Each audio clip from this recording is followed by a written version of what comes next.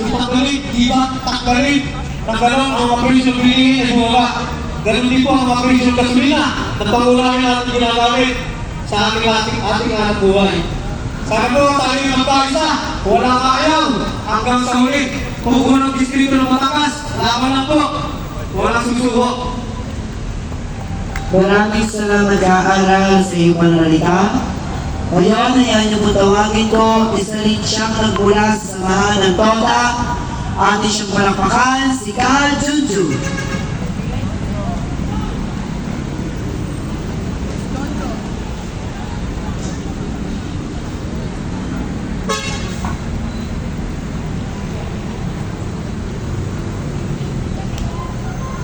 Muli, magandang umaga po sa ating lahat. Magandang umaga po, Liwasan Bonifacio. Kami naririto, voluntaryo nga po rito upang sumuporta sa laban ng aming congressman na si Leandro Ligata Liste sa kanyang isinusulong na mapababa ang value added tax, maalis ang excess tax, mabababa ang presyo ng langis, pagkataas ang sahod ng mga kagawa. Kami naririto upang gawing boses ninyo at magulat kayo sa katotohanan na ang gobyerno ay hindi na natin maasahan. Kaya ang piling ng bawat isa, ang boses ng bawat isa, ang magiging kapangyarihan natin para tayo marinig ng mga nasa itaas. Dahil sa bawat kinikita natin, tayo kinukuhanan ng buwis. Sa bawat binibili natin, tayo pinapatawa ng VAT, pinapatungan nila ng VAT, na unang nagpapahirap sa ating lahat. Gaya ng mga tricycle driver, magsasaka, mangingista, estudyante, kami ang nahihirapan sa krisis na inyong ginawa. Kaya sana naman po, ang hinahin namin mga tagaungan ng distrito ng Batangas ay inyong marinig at suportahan ninyo ang isinusulong ng aming congressman. Maraming salamat po. Maraming tayo po. Ano magsari? Magpapahinga rin tayo. Sino tayo? Maraming salamat po Ka Junjun. Ngayon naman po, hayaan niyo tawagin ko ang isa din natin kasamahan na nagmula sa samahan ng mga manggagawa, ating siyang palakpakan, si Ka Ronnie.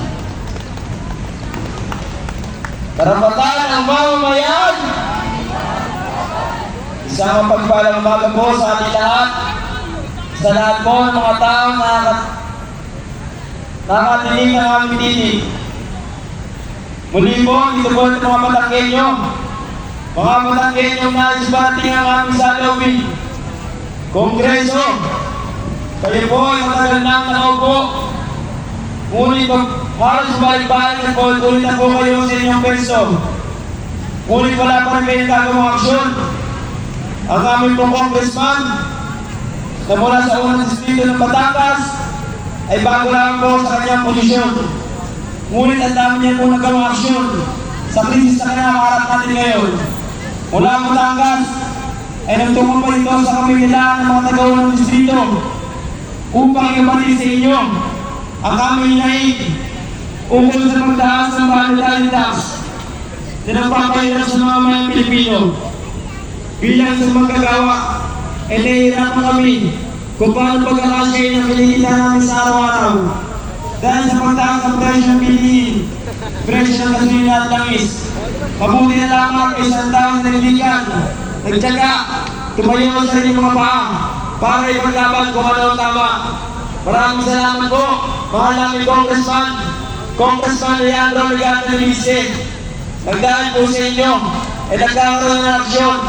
Ang swerte na hinaharap ng mga mga Pilipino.